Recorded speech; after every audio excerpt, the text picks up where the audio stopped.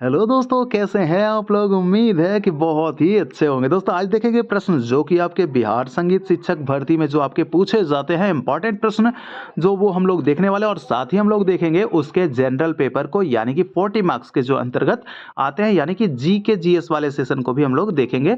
इसी सेशन में कोई अलग से आपको देखने की ज़रूरत नहीं है। तो चलिए आप लोग जो है हमारे साथ बने रहिए अंत तक, और जितने भी इंपॉर्टेंट प्रश्न जो हम करवा रहे हैं उन सभी को जो है अपने मेमोरी में जो है स्ट्रांग स्टोर करते जाइएगा स्ट्रांगली। ठीक है, तो चलिए हम लोग शुरू करते हैं। लेकिन एक चीज़ और साथ में आपको बता दूं कि अगर आप दोस्तों ईएमआरएस देने वाले हैं, ठीक है, ईएमआरएस देने वाले हैं या फिर डीएसएसएस भी देने वाले हैं, तो आप सभी लोगों के लिए भी यह जो पेपर है जो इंपॉर्टेंट होने वाला है। ठीक है, तो नेट हो या ईएमआरएस हो या फिर आपके डीएसएस भी हो, बीपीएससी टीआरई 4 हो, तो दोस्तों आप लोग समझिए कि यहाँ से जो है आप लोगों के लिए जो इंपॉर्टेंट प्रश्न जो आने वाला है, भले ही पैटर्न बीपीएससी का है, लेकिन आप लोगों के लिए जो यहाँ पे म्यूजिक का क्वेश्चन तो मिल रहा है ना, तो म्यूजिक ही सभी में पूछे जाते हैं। ठीक है, चलिए शुरू करते हैं। हमारा पहला प्रश्न है, लेकिन बस उससे पहले एक खास छोटी सी रिक्वेस्ट है भाई के लिए कि दोस्तों अगर आप चैनल पे नए हैं या पुराने हैं और सब्सक्राइब नहीं किए हैं मेरे भाई, तो प्लीज़ आप लोग सब्सक्राइब करके अपने भाई को जो है थोड़ा सा मोटिवेट कीजिए। ठीक है, चलिए पहला हमारा प्रश्न है, तार की लंबाई बढ़ाने पर आंदोलन संख्या होगी। तो दोस्तों तार की अगर हम लंबाई बढ़ाएंगे, तार की लंबाई बढ़ाएंगे तो आंदोलन संख्या क्या होगी? अधिक होगी, कम होगी, या अपरिवर्तित रहेगी, या फिर कुछ और इससे ज़्यादा, या फिर उपयुक्त में से कोई नहीं। जवाब क्या होगा दोस्तों? इसका जो जवाब होगा, देखिए तार की लंबाई अगर हम बढ़ा देंगे तो उसकी जो आंदोलन करने की जो क्षमता होगी दोस्तों, वो क्या होगी? आंदोलन करने की जो संख्या होगी वो आपकी कम जाएगी। इसलिए हमारा जवाब हो जाएगा ऑप्शन नंबर बी। अगर हम तार की लंबाई को बढ़ाते हैं तो उसकी क्षमता क्या होगी? आंदोलन करने की क्षमता जो है कम हो जाएगी ना।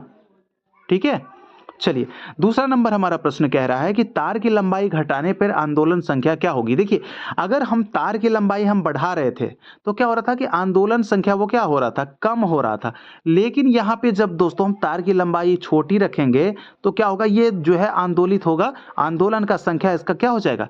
बढ़ जाएगा, यानी कि ज़्यादा होगा। ठीक है, ज़्यादा हो जाएगा। अगर तार की लंबाई अगर बड़ा रखेंगे ना भाई, तो आंदोलन संख्या यानी कि यहाँ से यहाँ तक पहुँचते पहुँचते जो है कम हो जाएगा, इसकी संख्या जो आंदोलन की कम, क्योंकि इतना दूर तक इसको परिश्रम करना पड़ेगा कंपन होने में। तो इससे क्या होता है कि आंदोलन संख्या उसकी घट जाएगी, और इसमें जो है आपका कम दूरी तक होगा तो आंदोलन संख्या बढ़ जाएगी। तो सिंपल से ये कॉन्सेप्ट आपको याद रख लेना है। आगे देखिए अगला प्रश्न है हमारा कि तार छेड़ने से आंदोलन की चौड़ाई ज्यादा होने पर क्या होगा? नाद बड़ी होगी, नाद छोटी होगी, कुछ नहीं होगा, या उपरोक्त में से एक से अधिक, उपरोक्त में से कोई नहीं। देखिए अब हम एक बात आपको हम बताते हैं। अगर ये कोई तार है, ठीक है, इसको छेड़ने से, यानी कि ये तार कहाँ तक जो ये जो छेड़ने से, तो अगर इसकी जो है चौड़ाई, आप इस चीज़ को ऐसे समझिए, ये तार है, इसकी चौड़ाई यानी कि छेड़ दिए, तो ये जो है क्या हो रहा है कि आंदोलन होकर तार जो है ऊपर नीचे, इतना ऊपर नीचे आ जा रहा है। ठीक है, ये इसकी जो है चौड़ाई, आप ये देख रहे हैं ना, ये इसकी क्या है? ये इसकी चौड़ाई है। तो चौड़ाई ज़्यादा जब होगी तो भाई नाद यानी कि जो साउंड निकलेगी वो क्या होगा? आवाज़ ज़्यादा करेगा ना, टैंग टैंग, मतलब एक इस तरह से जो है आवाज़ जो करेगी। जैसे आप छेड़ कर देखिए किसी तार को, जब जो कोई तना हुआ तार रहेगा उसको छेड़िएगा, अगर उसकी चौड़ाई अगर जितना ज़्यादा होगी दोस्तों, तो यकीन मानिए जो है वो उतना ही ज़्यादा क्या होगा? नाद बड़ा होगा। ठीक है, इसलिए हमारा आंसर हो जाएगा ऑप्शन नंबर ए। नाद क्या होगी? बड़ी होगी। और नाद क्या होता है? ध्वनि ही तो होता है ना भाई, तो उसकी ध्वनि ज़्यादा होगी तो ये बड़ी होगी। चलिए आगे देखिए, अगला प्रश्न है हमारा नंबर 4 का, तार की लंबाई बढ़ाने से आंदोलन की चौड़ाई। देखिए अब यहाँ पे क्या कॉन्सेप्ट कह रहा है कि यहाँ पे कह रहा है कि अगर तार की अगर हम लंबाई बढ़ा देंगे भाई, तो तार की जो चौड़ाई होगी वो क्या हो जाएगी? तार की चौड़ाई अब तो भाई उतना हो रहा था, तो इसमें तो इतना जाना पॉसिबल नहीं है, नहीं होगा ना। अगर हम इतनी लंबी तार रखते हैं तो इसकी जो चौड़ाई होगी बस हार्डली ये इतना ही होगा, या ये इतना ही होगा, इतना ऊपर इतना नीचे, लेकिन ये इतना आना पॉसिबल नहीं है। ठीक है, तो ये आपको देखना होगा। तो इसका जो है क्या पूछ रहा है? चौड़ाई क्या हो जाएगा? नंबर 4 जो हमारा जवाब होगा, इसका चौड़ाई कम हो जाएगा, ऑप्शन नंबर बी। तार की लंबाई बढ़ाने से आंदोलन की चौड़ाई जो है ये वाली, ये चौड़ाई ये वाला घट जाएगा। अगर हम कम रखते हैं, छोटी तार होगी, तो बिल्कुल इसकी चौड़ाई क्या होगी? चौड़ाई बड़ा रहेगी। ठीक है, चलिए आगे देखिए, नंबर 5 हमारा प्रश्न है, क्या पूछ रहा है कि तार की लंबाई घटाने से आंदोलन की चौड़ाई। भैया जब हम तार की लंबाई घटा दे रहे हैं, अभी मैंने बताया कि तार की जब हम लंबाई घटा दे रहे हैं तो आंदोलन की चौड़ाई क्या होगी। तो ये जो चौड़ाई होती है, ये चौड़ाई इसी को बोलते हैं चौड़ाई, ठीक है। तो ये चौड़ाई जो आपका होगा ना भाई, आप इस ये मुख्य तार तो यही है, इसको जब आप छेड़ते हैं किसी चीज से तो ये क्या होता है, ऊपर नीचे इधर उधर होता है ना। तो ये जो चौड़ाई है आपका, ये क्या हो जाएगा, लंबाई घटाने पर, अगर तार की लंबाई घटा देंगे तो ये आपका चौड़ाई जो है आपका अधिक हो जाएगा, इसलिए ऑप्शन नंबर ए हमारा सही जवाब हो जाएगा, ठीक है। चलिए आगे देखते हैं। देखिए ये सब जो थी ना दोस्तों, ये सब थी कॉन्सेप्टेबल बात, ठीक है। तो कॉन्सेप्ट ये सब में आपको क्लियर रखना है। अगला प्रश्न है हमारा कि असंख्य नादों में वैसे नाद जिन्हें पहचाना जा सके। देखिए वैसे नाद कितने प्रकार के, नाद तो 2 प्रकार के जानते हैं। इसकी जो है आपके विशेषताओं की बात करें तो विशेषता इसके 3 प्रकार के होते हैं, लेकिन असंख्य नाद है। नाद कितने हैं भाई, कोई गिना नहीं है। ये जो है क्या है, असंख्य नाद है। उनमें से जिन नादों को पहचाना जा सकता है उसे क्या कहेंगे। तो नाद से क्या बना है, नाद से बना है श्रुति, यानी कि जिन नाद को हम पहचान गए हैं उसको क्या कहते हैं, श्रुति कहते हैं। और श्रुतियों की संख्या कितनी, 22 श्रुति हैं, ठीक है। चलिए उसके बाद यही श्रुति जो है आपके 22, इसी में से 12 को फिर चुन लिया गया है और स्वर बना दिया गया है, और इसी 12 में से 7 को चुना गया है, उसके बाद इसको शुद्ध स्वर बोला गया है। तो यही सब है दोस्तों। कैसे बना, नाद से बना आपका श्रुति और श्रुति से बना स्वर, ठीक है। चलिए आगे देखिए, अगला हमारा प्रश्न है 7वां नंबर का कि विचलन के आधार पर स्वर के कितने प्रकार हैं। देखिए विचलन के आधार अगर पूछ दे आपसे, तो स्वरों के अगर प्रकार पूछे ना, तो स्वर का प्रकार जो है विचलन के आधार पे आपको बताना है नंबर ऑप्शन ए, ठीक है। नंबर ऑप्शन ए यानी कि 2। विचलन के आधार पर जो है स्वर कितने प्रकार के, 2 प्रकार के। कौन कौन से, एक आपके हो जाते हैं कौन सा, चल स्वर, एक आपका चल और दूसरा अचल। तो चल के श्रेणी में आपके आते हैं 5 स्वर और बाकी अचल के श्रेणी में आते हैं 2 स्वर, यानी सा और प क्या है, अचल है, और बाकी जो बच गया वो चल है। क्यों चल है, क्योंकि उसके जो है 2 रूप होते हैं, कोमल या अपने स्थान से ऊपर या नीचे हो जाते हैं वो सब स्वर। चलिए आगे देख लेते हैं। हमारा 8वां नंबर प्रश्न है हमारा कि सामगान करने वाले को क्या कहा जाता था। देखिए सामगान जो करते थे, जो गायक होते थे, जो सामगान करने वाले, उसको क्या कहते थे, सामिक, ऋत्विज या गाथिक। इसमें से जो है आपका जो जवाब होने वाला है उसको ऋत्विज कहा जाता था। सामगान करने वाले को क्या कहते थे, ऋत्विज कहते थे। और ऋत्विज दोस्तों बहुत सारे होते थे, जो है बहुत सारे ऋत्विज, क्योंकि जैसे आजकल के डेट में देखें तो उसको जो गाना गाते हैं उसको क्या बोलते हैं, गायक। जो गीत गाते हैं वो गायक होते हैं। तो गायक आज के डेट में बहुत सारे हैं, लेकिन जिनका नाम है भाई तो वैसे तो गिने चुने ही लोग हैं ना। तो बस वही है। आगे देखिए, अगला 9वां नंबर का प्रश्न हमारा कि सामगान में मुख्य कितने ऋत्विज होते थे। तो भाई जो सामगान करते थे उसको ऋत्विज कहते थे, और सामगान में मुख्य कितने ऋत्विज, तो भाई ये आपका ऑप्शन नंबर ए 3 ऋत्विज हुआ करते थे। इसमें अगर बात कर ले हम कौन कौन से हो जाते थे, तो आपका एक उद्गाता, ठीक है, उद्गाता हो जाता था, उद्गाता, उसके बाद फिर प्रस्तोता और आपका एक हो जाता था प्रतिहर्ता, ठीक है, प्रतिहर्ता। ये 3 प्रकार के क्या होते थे, आपके सामगान करने वाले 3 प्रकार के ऋत्विज होते थे, और तीनों को ऋत्विज ही कहा जाता था। अब आगे देखिए, अगला प्रश्न क्या है, सामगान करने वाले मुख्य ऋत्विज को क्या कहा जाता है। दोस्तों देखिए सामगान करने वाले जो मुख्य ऋत्विज होते थे, तो देखिए उसमें आपको बताया ना 3 होते थे, उद्गाता, प्रस्तोता और प्रतिहर्ता।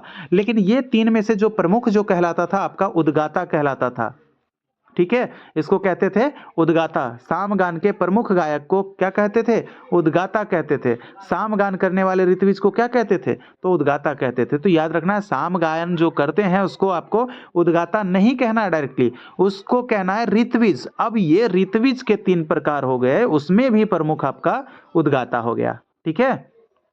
चलिए बहुत अच्छा से दोस्तों, अगर आपको पसंद आ रहा होगा सेशन तो प्लीज़ दोस्तों आप लोग सब्सक्राइब कर दीजिए, क्योंकि आप ही के सब्सक्राइब और लाइक से जो है मेरा मोटिवेशन बढ़ता है दोस्तों। आगे देखिए, अगला 11 नंबर का प्रश्न है कि संगीत के कितने भागों में विभाजित किया गया। संगीत को भाई कितने भागों में विभाजित किया गया, अगर इसका विभाग अगर पूछा जाए तो इसको विभाग अगर बताना है तो कितना, ऑप्शन नंबर सी हमारा हो जाएगा कौन कौन सा, एक आपका हो जाता है मार्गी संगीत और दूसरा हो जाता है आपका कौन सा, देसी संगीत, ठीक है। एक मार्गी और दूसरा देसी। देसी जो है आपके जन मनोरंजन के लिए प्रयोग किया जाता है, और मार्गी जो है इसका प्रयोग हम लोग नहीं करते हैं।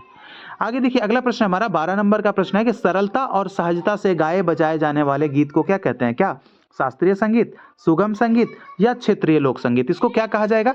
इसको जो कहा जाएगा दोस्तों कि सरलता और सहजता ये किस में होनी चाहिए? ये होनी चाहिए आपके सुगम संगीत में। सरलता और सहजता जो है ये सुगम संगीत में आनी चाहिए। इसलिए जवाब क्या हो जाएगा? सुगम संगीत के साथ हो जाएगा हमारा जवाब, ऑप्शन नंबर बी।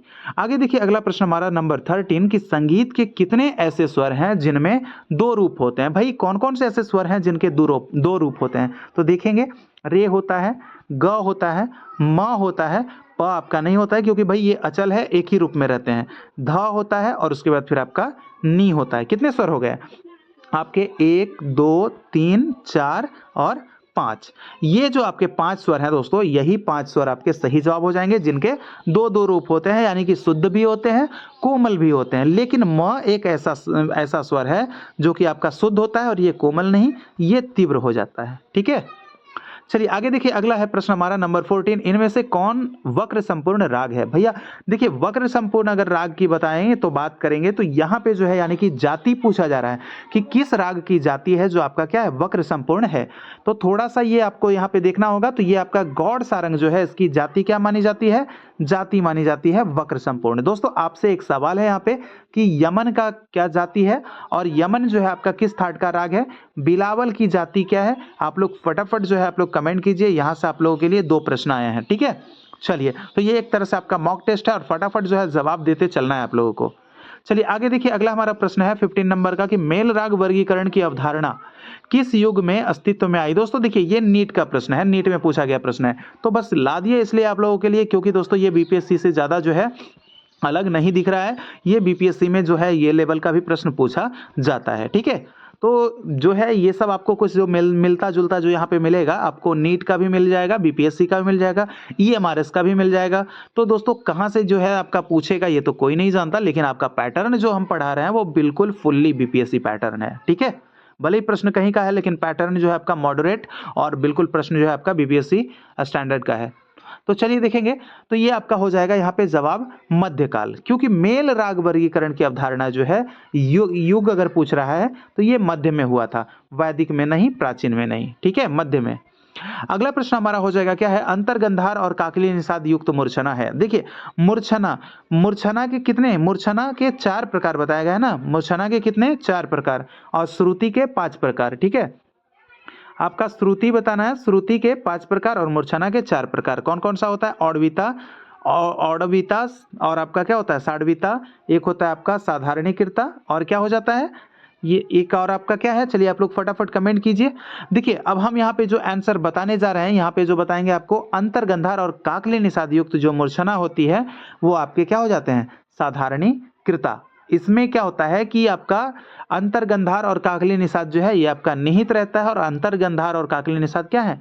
भरत के 2 विकृत स्वर हैं। भरत ने 2 ही विकृत माने हैं ना भाई, कुल स्वर उन्होंने 9 माना है जिसमें कि 7 शुद्ध है और आपके 2 विकृत हैं। चलिए आगे देखिए अगला प्रश्न हमारा है 17 नंबर का कि भरत मुनि के षड्ज ग्राम में कौन सा स्वर संवाद प्राप्त होता है? तो भरत मुनि के षड्ज ग्राम से जो है कौन सा स्वर संवाद जो है प्राप्त होता है?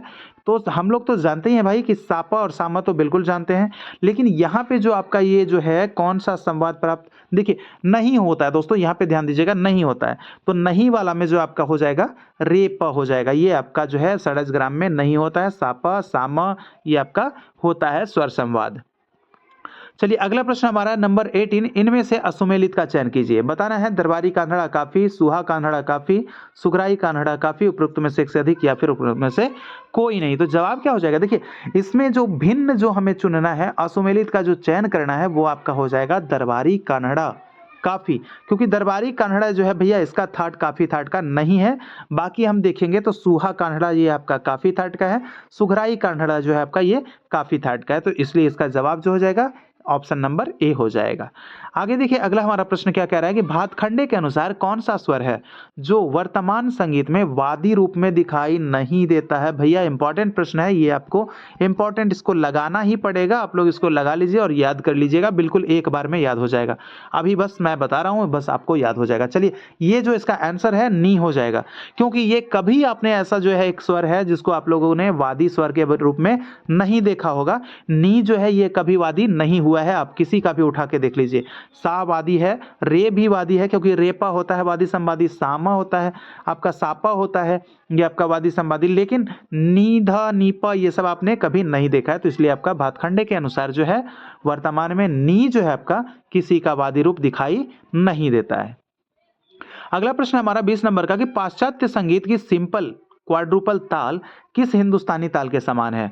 सिंपल क्वाड्रुपल ये क्या है, ये आपके ताल है, ठीक है, सिंपल क्वाड्रुपल ये आपके ताल है, तो ये किसके समान है, किस हिंदुस्तानी ताल के समान है, इसका जवाब क्या हो जाएगा, इसका जो जवाब हो जाएगा आपका त्रिताल या तीन ताल, ठीक है, तो इसके समान है सिंपल क्वाड्रुपल, याद रखना है सिंपल क्वाड्रुपल, सिंपल क्वाड्रुपल, ठीक है, तो ये आपके हो जाएंगे सिंपल क्वाड्रुपल किसके समान, तीन ताल के समान। चलिए आगे देखिए, अगला प्रश्न है हमारा 21 नंबर का, असुमेलित का चयन कीजिए। यहाँ पे बताना है दिल्ली घराने से रोशन आरा बेगम है, ग्वालियर घराने से बालकृष्ण बुआ है, या फिर आगरा घराने से शराफत हुसैन है, या उपरोक्त में से एक से अधिक, या उपरोक्त में से कोई नहीं। इसका जवाब क्या होने वाला है, देखिए हम बता दें कि रोशन आरा बेगम के बारे में आप लोगों ने अगर पढ़ा होगा दोस्तों, तो रोशन आरा बेगम जो है ये किस घराने की है, ये किराना घराने की है, ठीक है, किराना घराने की है रोशन आरा बेगम। लेकिन यहाँ पे आपको दिल्ली दिया गया है, तो असुमेलित का चयन करना है, तो असुमेलित हमारा तो यही तो है, तो जवाब हो जाएगा हमारा ऑप्शन नंबर ए ही तो जवाब होगा, क्योंकि ये आपका बालकृष्ण बुआ अचल करंजीकर जो है आपके ग्वालियर घराने से हैं, और शराफत हुसैन और लताफत हुसैन ये आपके कहाँ से हैं, आगरा घराने से हैं, जहाँ से फैयाज खां हैं, तो इसलिए ऑप्शन नंबर ए सही जवाब हो जाएगा, ठीक है। चलिए हम लोग अब आगे देखना चाहेंगे 22 नंबर का प्रश्न हमारा है, हिंदुस्तानी संगीत में काफी थाट जन्य रागों को कितने रागांग के अंतर्गत विभाजित किया गया है। देखिए काफी थाट जन्य जो राग है ना, उनको कितने रागांगों के अंतर्गत तो बताना है, इसका जवाब क्या हो जाएगा, 22 नंबर का जो जवाब हो जाएगा ऑप्शन नंबर सी हमारा जवाब हो जाएगा, 5 रागांगों के अंतर्गत जो है आपके विभाजित किया गया है, किसको, काफी थाट जन्य रागों को, ठीक है। चलिए आगे देख लीजिए, अगला प्रश्न हमारा है 23 नंबर का, नारायण मोरेश्वर खरे ने कितने रागांग माने हैं। देखिए रागांगों की संख्या कितनी मानी गई है नारायण मोरेश्वर खरे के अनुसार, तो यहाँ पे जो हमारा जवाब हो जाएगा ऑप्शन नंबर सी 30 हो गया, ठीक है, 30 माने गए हैं, 30 रागांग। आगे देखिए अगला हमारा प्रश्न है, निम्नलिखित में से तोड़ी थाट के राग कौन से हैं। देखिए तोड़ी थाट के अगर रागों की हम बात कर लेंगे तो मियाँ की तोड़ी, बिलास खानी तोड़ी, गुर्जरी तोड़ी, उपरोक्त में से एक से अधिक, या उपरोक्त में से कोई नहीं। तो इसका जवाब क्या होने वाला है, इसका जवाब जो हो जाएगा तोड़ी थाट के अंतर्गत जो आपका राग है कौन सा है, वो आपका हो जाएगा दोस्तों मियाँ की तोड़ी और गुर्जरी तोड़ी दोनों, इसलिए ये दोनों हमारा जवाब हो जाएगा। ये कहाँ से हैं, तोड़ी थाट से हैं। और कौन कौन से हैं, मुल्तानी है आपके, मधुबंती है, तो ये सब कहाँ से, तोड़ी से। लेकिन इसका जो जवाब है बिलास खानी तोड़ी वाला, तो ये आपका कहाँ से हो जाएगा, ये आपका बिलास खानी तोड़ी इससे नहीं होता है, ठीक है, ये आपका हो जाता है भैरवी थाट से हो जाता है। कौन सा थाट, बिलास खानी तोड़ी भैरवी थाट के अंतर्गत आ जाता है। तो इसलिए यहाँ जो जवाब होगा उपयुक्त में से एक से अधिक, क्योंकि मियाँ की तोड़ी और गुर्जरी तोड़ी ये दोनों है तोड़ी थाट के। चलिए आगे देखिए, अगला हमारा प्रश्न है 25 नंबर का, अपारस्थाय संचार से क्या अभिप्राय है। दोस्तों प्रश्न ये नया बिल्कुल लग रहा होगा, लेकिन ये थोड़ा सा नीट में पूछा गया प्रश्न था, तो मुझे लगा कि आप लोगों को भी इस प्रश्न से रूबरू करवा दिया जाए। तो 25 नंबर का जवाब क्या होगा, अपारस्थाय संचार से क्या अभिप्राय है, इसका जवाब हो जाएगा गायक का गुण से इसका अभिप्राय है। किसका, अपार अस्थाई संचार का किससे अभिप्राय है, तो गायक का गुण से। आगे देखिए अगला प्रश्न हमारा 26 नंबर का है कि इनमें से कौन सा राग बिलावल थाट से उत्पन्न है। देखिए बिलावल की हम बात कर लेंगे तो बिलावल में सारे स्वर क्या होते हैं, सारे स्वर दोस्तों शुद्ध लगते हैं। तो बिलावल दू बिहाग देशकर पहाड़ी, ये सब कहाँ से है, बिलावल दू बिहाग, यानी कि कहने का मतलब बिलावल दू यानी कि दुर्गा, बिहाग देशकर, पहाड़ी, शंकरा, मांड, देवगिरी, ये सब कहाँ से है, बिलावल से है। तो हमें मिल रहा है यहाँ पे बिलावल वाला, बिहाग वाला ऑप्शन, ठीक है। देखिए अब हम बात कर ले तो दरबारी जो है आपका, दरबारी, कौशिक, देसी, ये किसका है, तो आसावरी का हो जाएगा। आसावरी जौन, देसी, दरबारी, कौशिक, कान्हड़ा, अड़ावे, यानी कि आपके आसावरी, जौनपुरी, देसी, दरबारी, कौशिक, कान्हड़ा, अड़ाना, ये सब कहाँ के हैं, ये सब आपके आसावरी के हैं, ठीक है जी, आसावरी के, याद रखिएगा। बाकी देखिए यहाँ पे जो है आपका बी में जो दिख रहा है, ये पुरिया है, पंचम है, सोहनी है, ये सब कहाँ का है, ये सब आ जाएगा आपका किसका, मारवा का, क्योंकि मारवा के अंतर्गत और कौन कौन से आते हैं, मारवा, पंचम, पुरिया, ललित, सोहेना, भटियार, तो ये सब कहाँ से है, भटियार भी कहाँ के हैं, मारवा के हो जाएंगे, सोहनी मारवा के हो जाएंगे। तो मारवा जो हो गया, पंचम जो हो गया वो पुरिया हो गया। ललित को भी कितने लोग दोस्तों क्या करते हैं कि ललित को मारवा थाट के अंतर्गत मानते हैं, लेकिन कुछ का पूर्वी मानना है ललित के विषय में। आप लोग क्या मानते हैं? आप लोग जरा कमेंट करके मुझे बताइएगा कि पूर्वी किस थाट का है। ठीक है, चलिए आगे देखिए। अगला प्रश्न हमारा है मत कोकिला वीणा में कितने तार होते हैं? देखिए मत कोकिला वीणा की अगर हम बात कर लेंगे तो इसमें जो है आपके तारों की संख्या कितनी हो जाएगी? 21 हो जाएगी मत कोकिला में। ठीक है, और 100 तार जो है दोस्तों, जरा आप लोग कमेंट कीजिएगा मुझे प्रेम से आप लोग कि 100 तार वाला वाद्य कौन सा है, क्योंकि बहुत बार मैंने आप लोगों को बताया है। तो जरा कमेंट कीजिएगा फटाफट। ठीक है, चलिए आगे देखिए। अगला प्रश्न हमारा है 29 नंबर का कि मियां अचपल किस घराने से संबंधित है? अगर मियां अचपल की अगर हम बात कर ले तो 28 नंबर का जो जवाब हो जाएगा, इनका जो घराना हो जाएगा भैया, ये आपका हो जाएगा दिल्ली घराना। मियां अचपल जो है कहां से संबंधित है? ये दिल्ली घराने से संबंधित है। और इनका जो है ये क्या है आपका, क्या इनको कहा जाता है? कुलयम हुसैन। ठीक है, इनका जो नाम है कुलयम हुसैन के नाम से ये जाने जाते हैं मियां अचपल। चलिए आगे देख लीजिए। अगला प्रश्न हमारा है 29 नंबर का कि फकीरुल्लाह द्वारा रचित राग दर्पण। सबसे पहले अगर प्रश्न पूछेगा कि फकीरुल्लाह ने कौन सा जो है ग्रंथ का रचना किया है, तो फकीरुल्लाह राग दर्पण का रचना किया है। भैया संगीत दर्पण पूछेगा तो आपको बताना है कौन? दामोदर। ठीक है, संगीत दर्पण दामोदर, लेकिन आपके फकीरुल्लाह जो है वो किसका? तो राग दर्पण फकीरुल्लाह। तो पूछा जा रहा है कि किसका फारसी अनुवाद है भाई? तो ये जो फारसी में अनुवाद है राजा मान सिंह तोमर का ग्रंथ जो है आपका मान कौतूहल, उसी का फारसी में अनुवाद किया है फकीरुल्लाह ने और नाम दिया है राग दर्पण। ठीक है, चलिए आगे देखिए। नंबर 30 जो हमारा प्रश्न है, उसके बाद हम लोग जीके जीएस का भी सेशन हम लोग देख लेंगे, काफी इंपॉर्टेंट, जो कि आप लोग के लिए देखिए आज जो है बिल्कुल फ्रेश आप लोगों को दिखने वाला है। तो थोड़ा सा आप लोग जो है देख लीजिएगा। यहाँ पे देखिए पहले इस प्रश्न का कर लेते हैं। नगमाते आसफी मूल ग्रंथ किस भाषा में लिखा गया है? तो नगमाते आसफी की अगर हम बात कर लेंगे तो इसका जो मूल ग्रंथ जो है ये आपके फारसी में लिखा गया है। चलिए इसका एक प्रश्न और आप लोगों के लिए यहाँ से है कि आप लोग इसका राइटर का जरा नाम बता दीजिए। ठीक है, नगमाते आसफी जो है किसने लिखा है? क्या मोहम्मद रजा या फिर कोई और? यस और नो। ठीक है, चलिए फटाफट आप लोग कमेंट कीजिए। अब देख लीजिए दोस्तों, यहाँ पे जो हमारा है जीके जीएस का जो है सेशन हमारा स्टार्ट हो गया है। हम जीके जीएस के सेशन को देख लेते हैं थोड़ा सा। तो कहा जा रहा है यहाँ पे कि 20वीं सदी के उत्तरार्ध में बिहार में सबसे बड़ा अकाल किस वर्ष पड़ा था? 85 नंबर का प्रश्न है। इससे पहले मैं करवा चुका हूं, तो देखिए अगर जवाब हो जाएगा इसका क्या हो जाएगा? 1967 ईस्वी जो इसका जवाब हो जाएगा कि 20वीं सदी के उत्तरार्ध में जो दोस्तों बिहार में सबसे बड़ा अकाल जो है 1967 को पड़ा था। ठीक है, 1967 का हमारा, अगर आप लोग अपने जो है पापा दादा से अगर पूछिएगा तो उन लोग को ये सब याद होगा और बहुत अच्छे से वो बताएंगे भी। चलिए आगे देखिए। अगला हमारा प्रश्न है, क्या कह रहा है? अगला प्रश्न की तरफ हम बढ़ेंगे कि अशोक चक्र प्राप्त करने वाले प्रथम बिहारवासी निम्नलिखित में से कौन था? देखिए अशोक चक्र जो है आपके शौर्य पुरस्कार है। ठीक है, ये शौर्य यानी वीरता के क्षेत्र में ये दिया जाता है। तो ये जो है प्राप्त करने वाले कौन थे पहले? बिहारी। ठीक है, तो जवाब क्या हो जाएगा इसका? इसका जो जवाब हो जाएगा 86 नंबर का, ऑप्शन नंबर ए, स्वर्गीय रणधीर वर्मा। ये एक ऐसे बिहारी थे जिनको क्या किया गया था? प्रथम दिया गया था अशोक चक्र। भाई ये बड़ा जो है सम्मान वाली बात है, ये वीरता के लिए पदक दिया जाता है भाई, याद रखिएगा।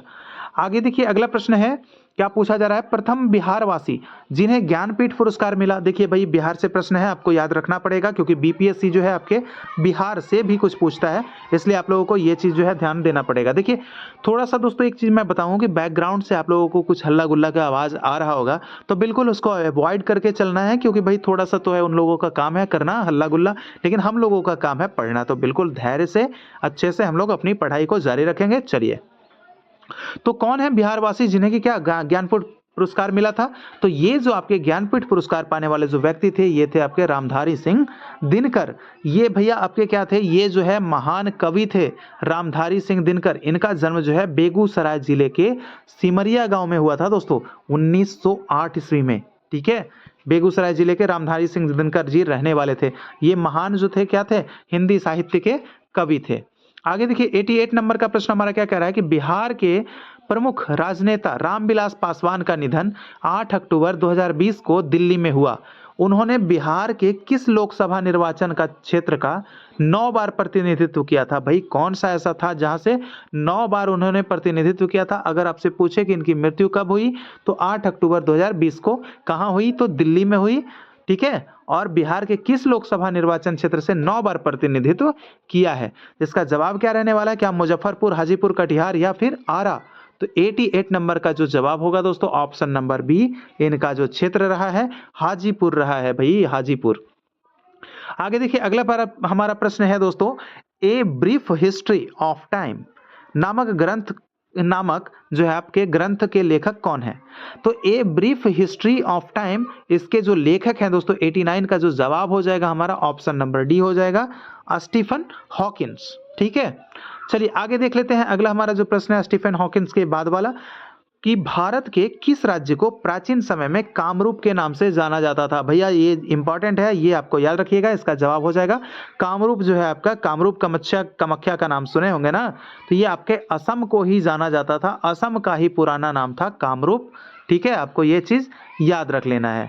प्राचीन काल में देखिए आपको बता दें तो गुवाहाटी एक उसी में जगह है, गुवाहाटी, उसको जो है आपको क्या कहा जाता था? उसको कहा जाता था प्रयागज्योतिषपुर। ठीक है, प्रयागज्योतिषपुर, इसको आप लोग प्रागज्योतिष, ठीक है,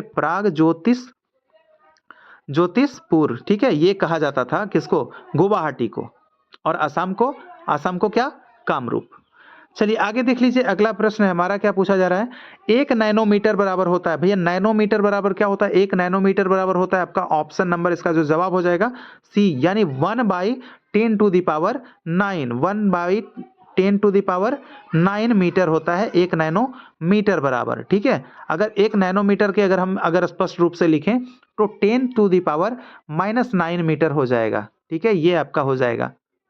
चलिए अब आगे देख लेते हैं। अगला प्रश्न हमारा क्या पूछ रहा है? 92 नंबर का प्रश्न है, कौन सा फूल एक मादा प्रजनन अंग है? क्या गर्भ केसर, पुंग केसर, बाह्यदल या पंखुड़ी? कौन सा है जो आपका क्या है? मादा प्रजनन अंग है। तो बताना है फूल का जो मादा प्रजनन अंग है वो उसको क्या कहते हैं? तो 92 का जो जवाब होगा ऑप्शन नंबर ए, इसको गर्भ केसर कहा जाता है। ठीक है, गर्भ केसर फूल का एक मादा प्रजनन अंग होता है, और इसी में क्या होता है? इसी में जो है आपके छुपे हुए अंडप होते हैं, अंडप। ठीक है, चलिए अब देख लेते हैं अगला हमारा जो अगला जो हमारा प्रश्न है, ये प्रश्न हमारा है दोस्तों 93 नंबर का। हम लोग देखेंगे कि निम्न में कौन एक परजीवी पौधा है? देखिए परजीवी यानी कि दूसरों पर जीवित रहने वाला भाई, तो परजीवी। तो इसमें अगर हम बात कर लेंगे कुसकुट यानी कि कहाँ है हमारा? ऑप्शन नंबर ए में। तो कुसकुट एक ऐसा पौधा है जो कि परजीवी पौधा कहलाता है। आगे देख लेते हैं। हमारा प्रश्न है 94 नंबर का, निम्नलिखित में से किसमें मृदु पेशी उत्तक होते हैं? देखिए साइंस में पढ़ना दोस्तों काफी इंपॉर्टेंट हो जाता है। तो किसमें मृदु पेशी उत्तक होते हैं? तो मृदु पेशी उत्तक होने वाला जो कौन है दोस्तों? आपका पाचन तंत्र होता है, या फिर धमनी, हृदय या पैर की मांसपेशियां। इसका जवाब क्या होगा? तो बताना है केवल 2 है, या फिर 1-2, या फिर 1-4, या केवल 1। तो मृदु कोशिक किस में होते हैं? 94 का जो हमारा जवाब हो जाएगा ऑप्शन नंबर बी जवाब हो जाएगा, यानी 1 और 2 दोनों में होते हैं। ठीक है, चलिए अब देखते हैं अगला प्रश्न हमारा है 95 नंबर का प्रश्न है। क्या पूछ रहा है कि इनमें से कौन सा अंग उत्सर्जन तंत्र से संबंधित नहीं है? उत्सर्जन तंत्र से संबंधित नहीं है। तो 95 का जो हमारा जवाब रहने वाला है दोस्तों ऑप्शन नंबर बी, यानी कि गुर्दे की धमनी जो है आपके उत्सर्जन तंत्र से संबंधित नहीं है। ठीक है, अब जो देखेंगे हमारा दोस्तों अगला जो हमारा प्रश्न होगा 96 नंबर का, वो क्या है कि निम्न में से किन तरंगों में संपीड़न और विरलन प्रतिक्रिया शामिल होती है? तो संपीड़न और विरलन जो है प्रतिक्रिया किस में? क्या अनुदैर्ध्य तरंग में, या प्रकाश तरंग, या विद्युत चंबकीय तरंग, या फिर अनुप्रस्थ तरंगे? तो किस में होगा? इसका जवाब क्या हो जाएगा? 96 नंबर का जो जवाब रहने वाला है ऑप्शन नंबर ए, अनुदैर्ध्य तरंग। ठीक है, अनुदैर्ध्य तरंग में होता है। दोस्तों आज व्याख्या जो है थोड़ी सी कम कर रहे हैं, क्योंकि दोस्तों आप लोगों के लिए जो है एमसीक्यूज जो है काफी इंपॉर्टेंट रखता है, और जो जहां पे जरूरत पड़ेगी मैं वहां पे आपको व्याख्या बिल्कुल कर दूंगा। ठीक है, चलिए आगे देख लेते हैं। हमारा 97 नंबर का प्रश्न है। क्या पूछ रहा है कि नेट्रियम निम्न में से किसका लैटिन नाम है? दोस्तों नेट्रियम क्या लिथियम का, सोडियम का, रुबीडियम का, या पोटेशियम का? इसका जवाब क्या हो जाएगा? लिथियम। लिथियम का संकेत क्या होता है? Na होता है, सोडियम का Na, रुबीडियम का क्या हो जाता है? Rb, और पोटेशियम का K। ठीक है, तो ये आपके हो जाते हैं इसके संकेत। तो खैर ये सब संकेत तो आपसे नहीं पूछने वाला है, तो लैटिन नाम पूछ सकता है, तो इसका लैटिन नाम किसका है भाई? नेट्रियम। तो इसका जो जवाब हो जाएगा ऑप्शन नंबर बी हो जाएगा। सोडियम, सोडियम का जो आपका लैटिन नाम है वो क्या है? नेट्रियम। सोडियम को नाइट्रियम कहते हैं, आप लोग को याद रखना है। सोडियम तो नाइट्रियम, सोडियम यानी Na, ठीक है, तो Na नाइट्रियम भी ऐसा ही लिखेंगे, तो आप लोग को याद रख लीजिएगा। चलिए अगला प्रश्न हमारा है 98 नंबर का प्रश्न है। क्या पूछ रहा है कि पौधे के विभिन्न अंग वनस्पतियों और जैविक अपशिष्ट क्या कहलाते हैं? यानी उनकी वनस्पतियां और जैविक अपशिष्ट पौधे के जो विभिन्न अंग होते हैं वो क्या कहलाते हैं? जीवाश्म ईंधन, परमाणु ईंधन, बायोमास या फिर सौर ऊर्जा। तो इसको क्या कहेंगे दोस्तों? 98 का जो जवाब हो जाएगा ऑप्शन नंबर सी, इसको कहेंगे हम लोग बायोमास कहते हैं। ठीक है, बायोमास। तो आपको ये चीज याद रखना है। बायोगैस में क्या होता है कि बायोगैस में इसमें जो होता है आपका मीथेन की मात्रा, दोस्तों मैं बता दूं कि 65 से 75% तक होता है इसमें मीथेन की मात्रा। ठीक है, सौर ऊर्जा में सिलिकॉन का प्रयोग जो है किया जाता है, लेकिन इसमें जो है नहीं होता है। और ये क्या होता है कि CO2 का मुख्य कारण जो है आपका जीवाश्म ईंधन होता है। ये जो आपका दिख रहा है जीवाश्म ईंधन, ये CO2 कार्बन डाइऑक्साइड का मुख्य कारण होता है, लेकिन इसका जो जवाब होगा आपका बायोमास हो जाएगा। चलिए आगे देख लेते हैं। अगला हमारा प्रश्न है 99 नंबर, हम लोग देखने वाले हैं 99 नंबर के प्रश्न को। तो यहाँ पे हमारा प्रश्न है, निम्नलिखित में से कौन सी घटना गुरुत्वाकर्षण बल का परिमाण नहीं है? क्या वर्षा का होना और बर्फ का गिरना, ये सभी ग्रहों के चारों ओर उपग्रहों की ये गति, या फिर सागर में ज्वार? दोस्तों ये देना चाहिए था नीचे, लेकिन वहां पे बी में ही पड़ गया, कोई बात नहीं। तो इसका जो जवाब क्या हो जाएगा? घटना गुरुत्वाकर्षण बल का परिमाण नहीं है। तो 99 का जो जवाब हो जाएगा वो हो जाएगा आपका ऑप्शन नंबर ए, वर्षा का होना और बर्फ का गिरना, ये गुरुत्वाकर्षण बल का परिमाण नहीं है। भाई वर्षा होगा तो वो बिल्कुल गिरता ही है, पृथ्वी पे रहेगा ही, तो ये आपका उसमें का नहीं है। चलिए आगे देख लेते हैं। अगला प्रश्न है 100 नंबर है हमारा। प्रकृति में निम्न तत्वों में कौन सा तत्व कभी भी मुक्त रूप में नहीं पाया जाता है? यानी कि मुक्त रूप में नहीं पाया जाता है। क्या? सोना, प्लैटिनम, चांदी या सोडियम? देखिए इसमें से कौन सा एक है जो आपके प्रकृति में मुक्त रूप से नहीं पाए जाते हैं? इसका जो जवाब हो जाएगा ऑप्शन नंबर डी, यानी कि सोडियम जो है आपका ये मुक्त रूप में नहीं पाया जाता है। ये कभी भी आप नहीं देखे होंगे कि मुक्त रूप में पाया जाता है। ठीक है, बाकी जो है आपका सोना, प्लैटिनम, चांदी, ये सब जो है मुक्त रूप में पाए जाते हैं। अगला प्रश्न है 101 नंबर का हमारा है, जड़ों की जल अवशोषित करने वाली अधिचर्मी कोशिकाओं में प्रायः लंबे रोमों जैसी रचनाएं क्यों पाई जाती है? तो जड़ जो आपका ये जो होता है ना, पादप जो आपके जल अवशोषित करने वाले जो अधिचर्मी होती है, उनकी कोशिकाएं जो होती है उसमें प्रायः देखेंगे क्या होगा कि उसमें लंबे रेशे वाले जैसी संरचना आपको दिखाई देता है। तो भाई क्यों पाए जाते हैं? इसका जवाब क्या हो जाएगा? इसका जो जवाब हो जाएगा 101 का ऑप्शन नंबर ए, अवशोषण के लिए जो आपका उपलब्ध सतह है क्षेत्र में वृद्धि करने के लिए, जो आपका क्या बताएं आपको, तो अवशोषण के लिए उपलब्ध सतह क्षेत्र में वृद्धि करने के लिए, यानी कि वो ज़्यादा से ज़्यादा होगा तो वो क्या करेगा? अवशोषण अधिक कर पाएगा, इसीलिए वो आपके उसमें रेसे भी होते हैं और वो भी साथ में मिलकर वही काम करते हैं। ठीक है, चलिए आगे देखिए 102 नंबर हमारा प्रश्न है, यकृत किसका कार्य करता है? यकृत जो है आपका किसका? श्वसन का, उत्सर्जन का, परिसंचरण का या फिर पाचन का? यकृत का क्या काम होता है भाई? 102 नंबर का प्रश्न हम लोग देख रहे हैं। इसका जो काम होता है ऑप्शन नंबर डी, ये भाई आपका पाचन का कार्य करता है यकृत, जिसको कि क्या बोलते हैं? लीवर। ठीक है, इसको लीवर बोलते हैं। नहीं कहते हैं भाई पेट जब इसका लूज मोशन हो जाता है तो कहते हैं भाई तुम्हारा लीवर खराब हो गया, यानी वो भोजन जो है ढंग से पच नहीं पाता है। तो लीवर का क्या काम होता है? पाचन इसका काम होता है। ठीक है, चलिए आगे देखिए 103 नंबर का प्रश्न है हमारा, मोटरसाइकिल दुर्घटना के दौरान हेलमेट किसको कम करने में सहायता करता है? यानी कि भाई हम हेलमेट तो लगाते हैं, लेकिन अगर हम फिजिक्स के दृष्टिकोण से अगर हम देखें तो हेलमेट किसको कम करने के लिए हमें लगाना चाहिए? तो 103 नंबर का जो जवाब हो जाएगा आपका ऑप्शन नंबर ए हो जाएगा, आवेग को कम करने के लिए। ठीक है, मोटरसाइकिल दुर्घटना के दौरान जो है आवेग को कम करने में ये क्या करता है? सहायता करता है। आवेग यानी इसको आई से सूचित करते हैं, और इसका फॉर्मूला जो आपको बता दें तो बल जो आपका होता है, बल गुना समय अंतराल होता है इसका, बल गुना समय अंतराल। ठीक है, इसका फॉर्मूला होता है किसका? आवेग का। ठीक है, आवेग का।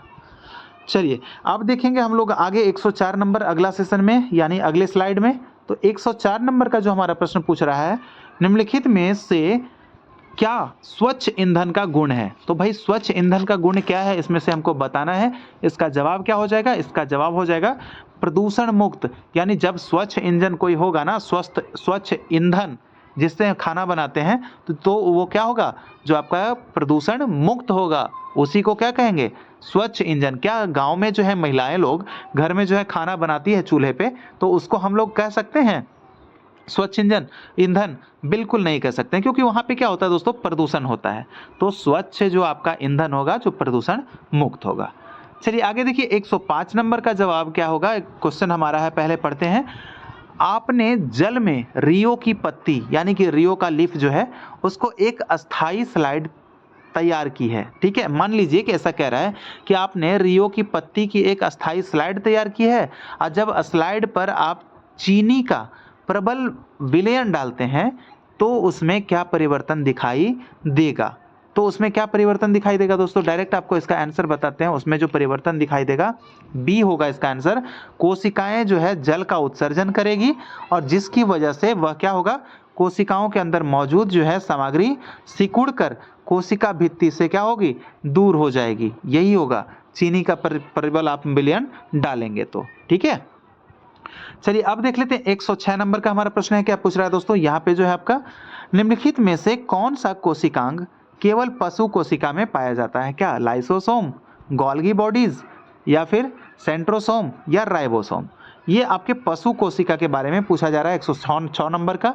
तो कौन सा वैसा है? तो भैया आपका जो है, आपका क्या बोले, सेंट्रोसोम जो है, ऐसा आपका क्या होता है? ये आपके पशु में ही पाया जाता है। ये केवल क्या है? कोशिकांग केवल ये आपके पशु कोशिका में पाया जाता है, सेंट्रोसोम। अगर हम लाइसोसोम की बात करेंगे तो ये आत्महत्या की थैली कहा जाता है, ये मनुष्य में पाया जाता है। राइबोसोम भी, आपके गोल्गी बॉडीज भी यही मौजूद होते हैं, लेकिन सेंट्रोसोम आपके कहाँ पर मौजूद होते हैं? ये आपके पशु कोशिका में। ठीक है, तो समझ पाए होंगे। तो चलिए अब आगे देख लेते हैं 107 नंबर का।